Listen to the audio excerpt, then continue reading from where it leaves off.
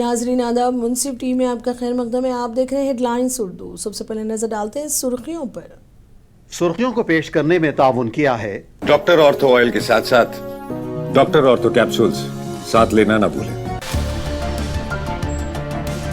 उड़ीसा के Cuttack SCB medical college में लगी आग, 10 अफराद हुए हलाक। वजीर आला ने लवाहिकीन को 25 लाख रुपए देने का किया ऐलान। अनंतनाग में हुई बर्फबारी, जम्मू कश्मीर पुलिस और फौज ने फंसे हुए सयाहों और मुकामी लोगों को बचा लिया।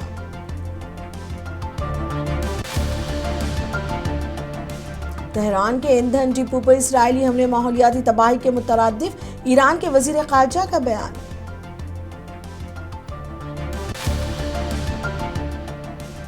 हम ईरान में बहुत अच्छे नतायज हासिल किए हैं, अमेरिकी सदर डोनाल्ड ट्रंप ने किया दावा।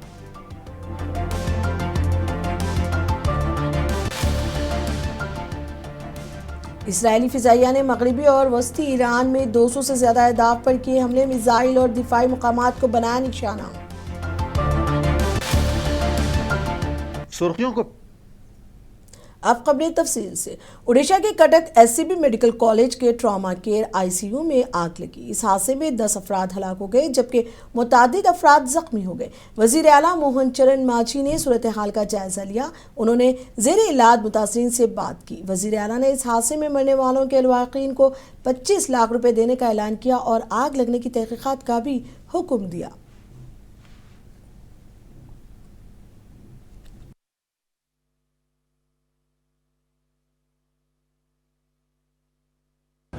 ट्रॉमा आईसीयू एंड उसके साथ लगा हुआ आईसीयू और जो वार्ड है, जो फर्स्ट फ्लोर है, जो पेशेंट उनका इलाज चल रहा था, 23 लोगों का इसी फर्स्ट फ्लोर में वो थे।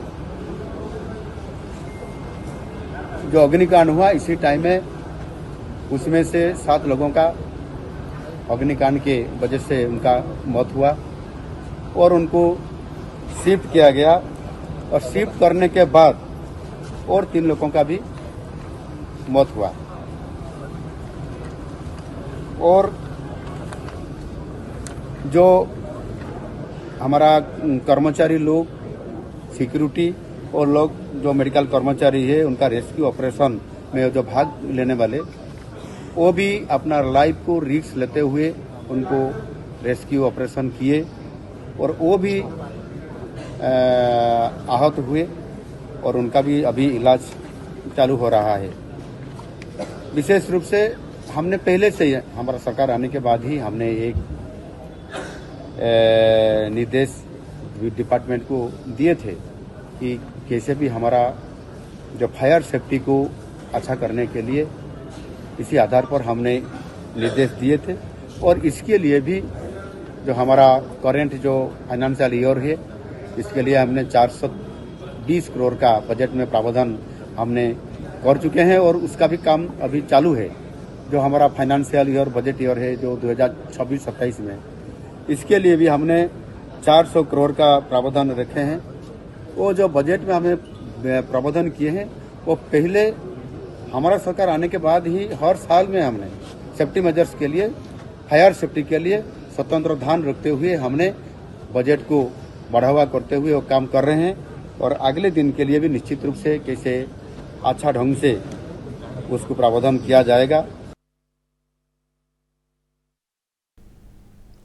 उड़ीसा कटक हादसे पर महकमा सेहत व खानदानी बहबूद की सेक्रेटरी यासरुद्दी एस ने कहा कि हुकूमत की अव्वलीन जिम्मेदारी अवाम की देखभाल करना है। उन्होंने कहा कि तमाम डॉक्टरों को हिदायत दी गई है कि मुतासरा अफराद को मुनासिब तिबी इमदाद फराहम करें। जख्मियों का इलाज किया जा रहा है, उनकी हालत पर मुसलसिल नजर रखी जा रही है। प्राइमरी रेस्पॉन्सिबिलिटी आमर जी लोक अच्छा समस्त केमी आम मेडिकल नीड्स टेक केयर कर we have instructed our doctors to give all adequate care. वर्तमान आम आपण मानक सब असर्टेन कर सारा पर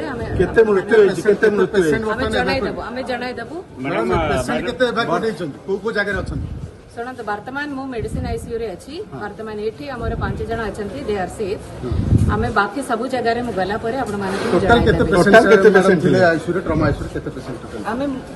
जनईदेवी आपको, just give me some time. ठीक है। ओडिशा कांग्रेस की रुकन असेंबली सोफिया फिरदौस ने एससीबी मेडिकल कॉलेज के ट्रॉमा केयर आईसीयू में लगी आग के हादसे पर गहरे दुख का इजहार किया। उन्होंने इस वाक़े की मुकम्मल और शफाफ तहकीकात करवाने पर जोर दिया। इस हादसे के जिम्मेदारों के खिलाफ कार्रवाई करने पर जोर दिया।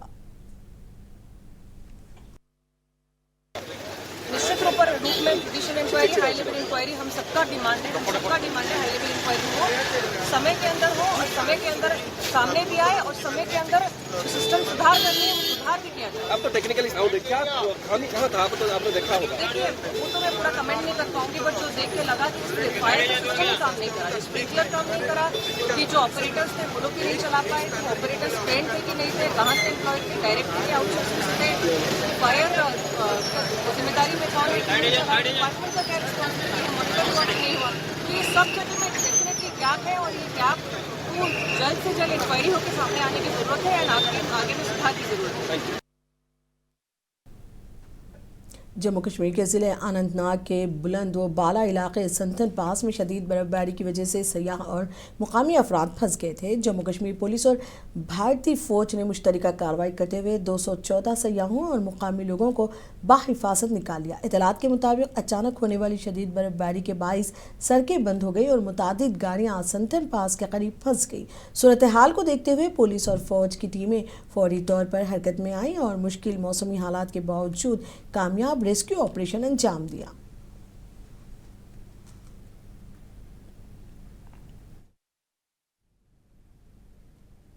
पांच रियासतों के इंतखाबी शेड्यूल के ऐलान पर कांग्रेस लीडर विजय वडेट्टीवार ने कहा कि बीजेपी 5 रियासतों के इंतखाबात में कामयाबी हासिल नहीं करेगी। उन्होंने इल्ज़ाम लगाया कि बीजेपी के पास आम आदमी के मसाइल का कोई हल नहीं है और ना ही पार्टी अवामी मुश्किलात को समझने में संजीदा नजर आती है।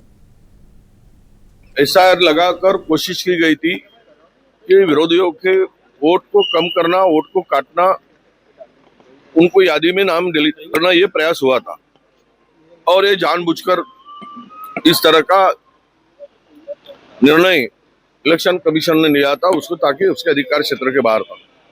अब सरकार है तो सत्ता का दुरुपयोग करके चुनाव जीतने के लिए जो फंडे अपनाए जा रहे, ये उसी का एक ये फंडा है, ऐसा मैं मानता हूँ। तो 5 राज्यों में जो चुनाव है उसमें भाजपा के हाथ में कुछ नहीं आने वाला है, कितना भी प्रयास करे। जनता वहां की हैरान है, वो बहुत कोशिश कर रहे। देखो पूरा देश आज बड़े संकट से जूझ रहा है और हमारे प्राइम मिनिस्टर रैलियों पे रैलियां कर रहे, उनको आम आदमी के समस्याओं को कोई लेना देना नहीं है। इस तरह का ये सरकार का बर्ताव दिख रहा है। सर विधायक अभी 9 दिन के ऊपर विधायक आने वाला है, विधेयक आने वाला है, क्या लगता है? नहीं, इस विधेयक में अभी हम लोग वो इंट्रोड्यूस हुआ है, आज होगा डिस्कशन उसके बारे में। ये विधेयक केवल समाज में जहर घोलने के लिए और वोट की रोटी सेकने के लिए, सत्ता हासिल करने के लिए इस तरह के विधेयक लाकर एक तरफ हम बाबा साहब अम्बेडकर का नाम लेते, शिवाजी महाराज का नाम लेते, महात्मा ज्योतिबा फुले, छत्रपति शाहू महाराज का नाम लेते, और दूसरी तरफ लोगों को बांटने का भी काम करते हैं, धर्मों में बांटने का काम करते हैं, इंसान को बांटने का काम करते हैं और उनके ऊपर कुछ पाबंदी लगाना चाहते हैं। ये विधेयक के बारे में है। ओडिशा कांग्रेस के रुकन पार्लियामेंट सप्तागिरी शंकर ओलाका ने कहा कि हम राज्यसभा इंतखाबात में कामयाबी हासिल करेंगे। जिन लोगों ने अरकान असेंबली को खरीदने की कोशिश की उन्हें गिरफ्तार कर लिया गया है। उन्होंने कहा कि उन्हें यकीन है कि कांग्रेस इस इंतखाब में कामयाबी हासिल करते हुए अपनी पोजीशन मजबूत करेगी।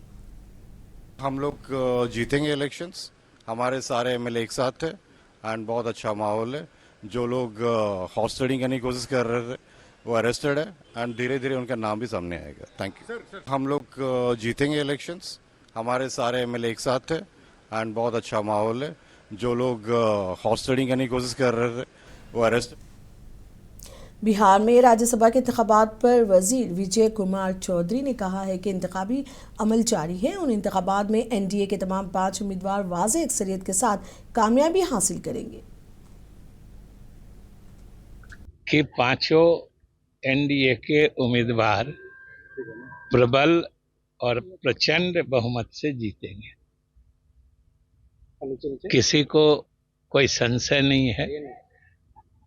और ये भी स्पष्ट है कि जिस दल या जिन दलों को अपने ही विधायकों पर भरोसा नहीं है, कोई होटल में कैद है, कोई कहीं दूसरी जगह ले जाए गए हैं, लेकिन एनडीए के सभी विधायक देखिए स्वच्छंद घूम रहे हैं और पांचों पार्टियों को अपने कार्यकर्ताओं, नेताओं और विधायकों पर पूरा भरोसा है और यही हम लोगों की जीत सुनिश्चित करेगी। क्रॉस देखिए, अब क्रॉस वोटिंग की उम्मीद नहीं की जाती है, वो तो जब होना होता है हो जाता है, उसकी उम्मीद कहाँ कोई करता है।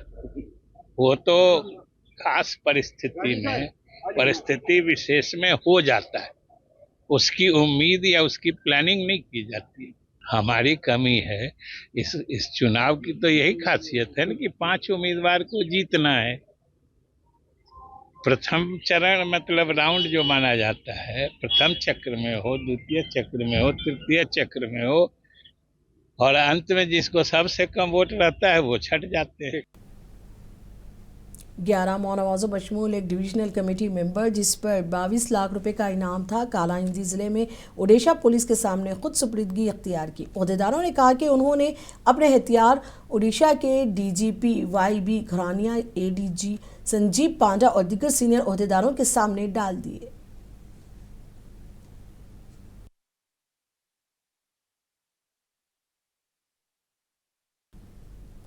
महाराष्ट्र के पुणे मामोडी के एक ग्रोसरी गोदाम में आग लगी, जिसकी वजह से लाखों मालियत का सामान मुकम्मल तौर पर जलकर खाकिस्तर हो गया। आग लगने की इत्तला फायर ब्रिगेड को अमले को दी गई। फायर ब्रिगेड के अमले मुकाम हादसा पर पहुंचकर आग पर काबू पा लिया, जबकि आग लगने की वजूहात की तहकीकात जारी है।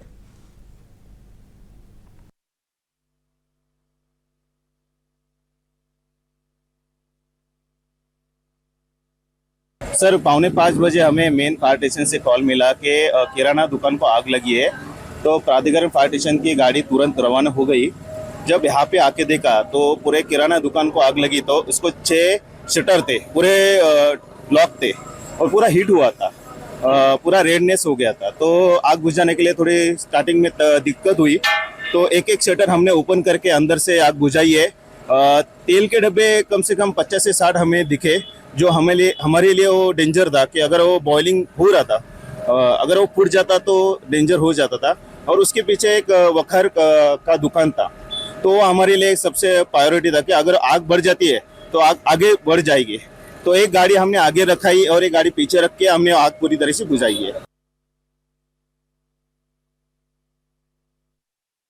झारखंड रांची के एक होटल में फायरिंग के मामले में झारखंड पुलिस ने एनकाउंटर के जरिए 3 मुलजिमान को गिरफ्तार किया।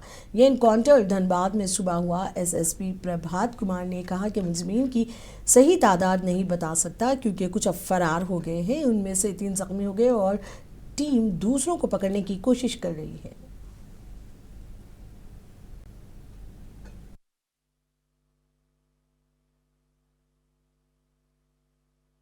इस एक घटना में अपराधियों का खोजबीन करते हुए यहाँ पे पहुंची थी। हम लोगों को सूचना दी, उस सूचना के आलोक में फिर कार्रवाई में आज सुबह। सर कितने अपराधी थे सर? देखिए यहाँ एग्जैक्ट नंबर बता पाना भी मुश्किल है, क्योंकि कुछ लोग यहाँ से भाग गए हैं।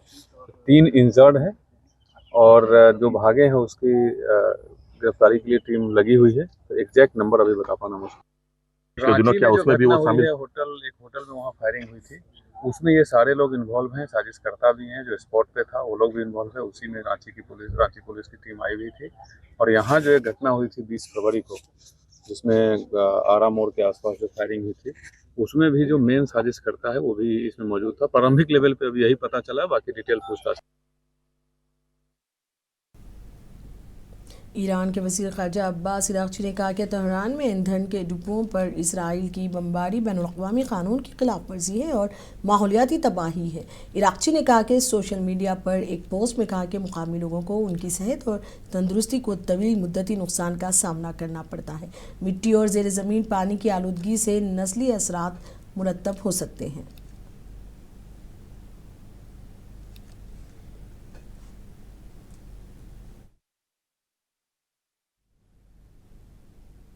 खलीजी खत्े में जारी कशीदगी के दरमियान बैरून मुल्क मुकीम हिंदुस्तानी शहरियों की वापसी का सिलसिला जारी है। बहरीन से केरला आने वाली पहली चार्टर परवाज आज कोची के बैनुल अक़वामी हवाई अड्डे को पहुंच गई।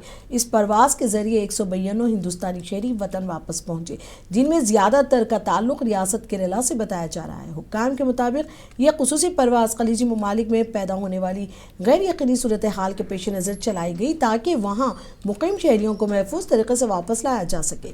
रियासती हुकूमत और मरकजी हुक्काम की जानिब से मुसाफिरों के इस्तकबाल और सहूलत के लिए खुसूसी इंतजामात भी किए गए थे।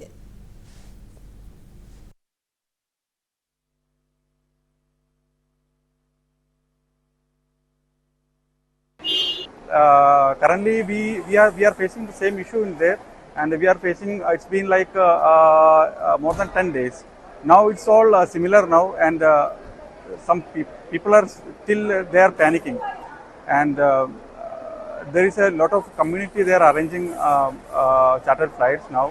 So we are coming through Bahrain Kerala Samajam first flight. Yeah, the situation is really getting tense day by day, and we are having drone attacks and missile attacks almost every night, at least three to four missiles every day. And so finally we decided to get out, and Bahrain is an island, so there is no flights operating out of Bahrain.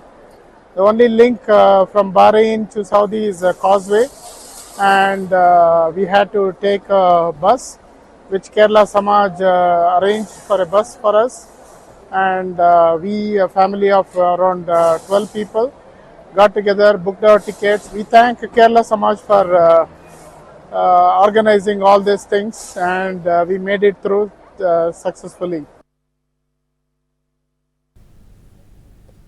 Dubai के बैनुल अक़वामी हवाई अड्डे के करीब drone से मुतालिक एक वाक़े में आग भड़क उठी। शहर के हुक्काम ने पीर को ये बात बताई। दुबई के मीडिया ऑफिस ने एक्स पर पोस्ट किया कि हुक्काम फ़िलहाल दुबई इंटरनेशनल एयरपोर्ट के आसपास में ड्रोन से मुतालिक एक वाक़े के नतीजे में लगने वाली आग का जवाब दे रहे हैं। उन्होंने मज़ीद कहा कि हर एक की हिफाजत को यकीनी बनाने के लिए तमाम ज़रूरी इक़दाम किए जा रहे हैं।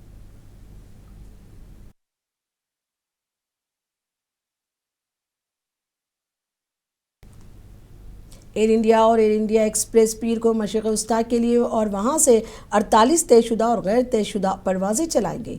एक बयान में कहा गया है कि दोनों एयरलाइंस जिद्दा और मस्कत के लिए अपना शेड्यूल ऑपरेशन करेंगी, जिसमें हिंदुस्तानी शहरों और जिद्दा के दरमियान कुल 10 परवाज़ें शामिल हैं। एयर इंडिया दिल्ली और मुंबई से एक रिटर्न सर्विस चलाएगा, जबकि air India express Bengaluru, Kozhikode और मंगलूर से एक परवाज़ चलाएगी। इसके अलावा एयर इंडिया एक्सप्रेस मस्कत के लिए और वहां से 12 तयशुदा परवाज़ें चलाएगी, जिसमें दिल्ली, कुन्नूर, मुंबई और तिरुवनंतपुरम से एक सर्विस और कोची से 2 खिदमात के साथ एयर इंडिया ने एक रिलीज़ में कहा। मशरिक़ वस्ता में फ़िज़ाई हुदूद की पाबंदियों की वजह से कई एयरलाइंस ने अपने ऑपरेशंस में कमी कर दी है।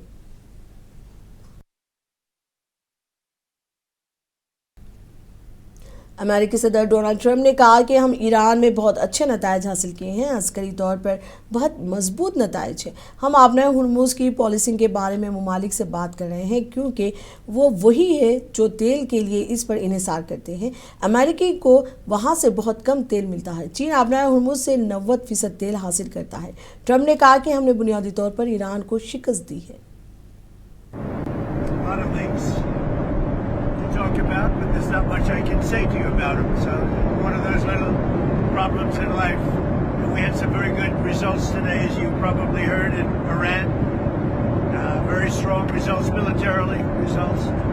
We're talking to countries about policing the straits, because they are the ones. We don't get oil, very little, 1%, 2%. China, as an example, gets about 90% of its oil from the Hormuz Strait.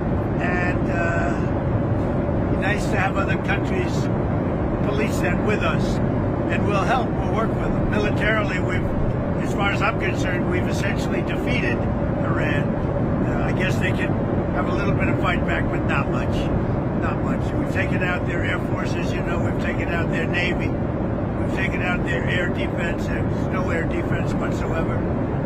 We've taken out their leadership times 2 or 3. Might be 3. We'll find out soon.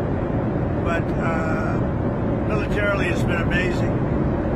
We attacked Karg Island, and we left just the one little area standing, and the standing part is where they have the pipes, all the oil pipes come in. And we can do that on 5 minutes notice. We have it all locked and loaded and ready to go if we want to do it. But we chose not to do it. I chose not to do it yet. We'll see what happens. इसराइली फ़िज़ाइया ने मगरबी और वस्ती Iran में 200 से ज़्यादा अहदाफ पर हमले किए और मिसाइल और दिफाई मकामात को निशाना बनाया, जिसमें मिसाइल सिस्टम, दिफाई तनसीबात और ऑपरेशनल हेडक्वार्टर समेत फौजी इंफ्रास्ट्रक्चर को निशाना बनाया गया। एक्स पर एक पोस्ट में IAF ने कहा कि गुज़िश्ता दिन फ़िज़ाइया ने मगरबी और वस्ती ईरान में 200 से ज़्यादा अहदाफ को निशाना बनाया और मगरबी और वस्ती ईरान में हुकूमत के बैलिस्टिक मिसाइलों और दिफाई निज़ामों को निशाना बनाने का सिलसिला जारी रखा।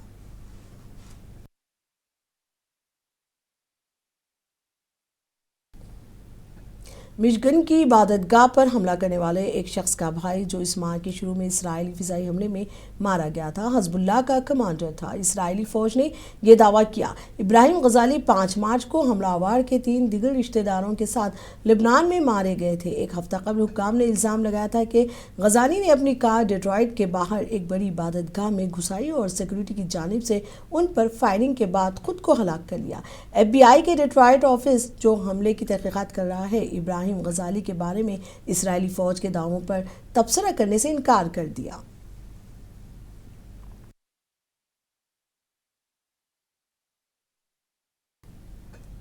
आसाम, केरला, पुडुचेरी, तमिलनाडु और मगरबी बंगाल असम्बली इंतखाबात 2026 का शेड्यूल जारी कर दिया गया है। रियासती वज़ीर ख़जाना ने कहा कि इससे कबल कई मरहलों में इंतखाबात मुनक़िद हुए थे, अब सिर्फ 2 मरहलों में इंतखाबात करवाने का ऐलान किया गया है। उन्होंने सवाल किया कि बंगाल में किस तरह के हालात हैं, ये हम सब जानते हैं। कोलकाता में मीडिया से बात करते हुए उन्होंने कहा कि इस बार भी ममता बनर्जी की ही हुकूमत बनेगी। I don't know why.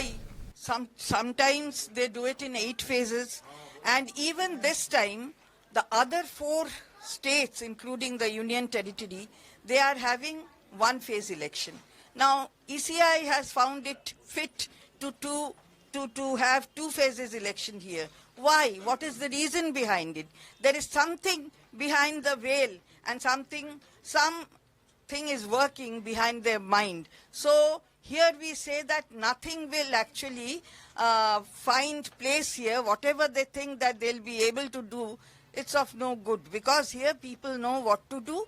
And again, for the 4th time, here the Honorable Chief Minister will be Mamta Banerjee, no one else.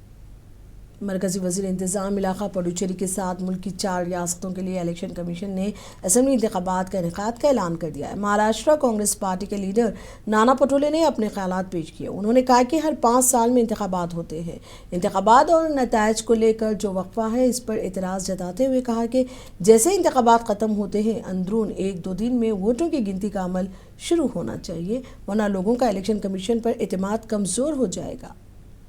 चुनाव प्रक्रिया लोकतंत्र का उत्सव है, ये हर 5 साल में आता ही है। लेकिन चुनाव आयोग जिस तरह से गड़बड़ी कर रहा है, चुनाव आयोग जिस तरह से लोगों के वोट गायब कर रहा है, वो ही सबसे बड़ी तकलीफ है। और इसलिए लोकतांत्रिक व्यवस्था पे लोगों का विश्वास कम होते जा रहा है। और मुझे लगता है कि चुनाव आयोग ने ये 5 राज्यों के चुनाव पारदर्शक लेके लोगों का विश्वास इस प्रति बनाना चाहिए, यह हमें लगता है। 4 मई को इसके नतीजे सामने आ रहे हैं, लेकिन ये 9 अप्रैल को चुनाव होगा, फिर उसके 1 महीने के बाद रिजल्ट आएंगे। ये प्रक्रिया गलत हो रही है। जबकि चुनाव जैसे चुनाव है उसके 2 दिन के बाद ही रिजल्ट आना चाहिए। लेकिन इस तरह से लेट चुनाव प्रक्रिया जो की जाती है वोटिंग काउंटिंग की, ये थोड़ा गलत होते जा रहा है। चुनाव आयोग के ऐलान से ठीक पहले पीएम मोदी ने बंगाल रैली का वीडियो पोस्ट किया और लिखा कि साफ है बंगाल भाजपा के साथ है। अब चुनाव आयोग भी मोदी जी के साथ है, ये कहना चाहते हैं क्या चुनाव आयोग के माध्यम से वो चुनाव जीतना चाहते हैं? जिस तरह से नरेंद्र मोदी जी अमेरिका को सरेंडर होकर देश की जनता को जिस तरह से बर्बाद किया है, देश की जनता में उनके बारे में गुस्सा है, तो भी वो कैसे जीत सकते हैं? ये सबसे बड़ा सवाल है। और 5 राज्यों में इस बार बीजेपी टुकड़ा साफ होंगी, ये परिस्थितियां है। इस तरह का गुस्सा लोगों के बीच में। हेडलाइंस उर्दू में अब तक के लिए इतना ही। मुझे दीजिए इजाज़त। आदाब।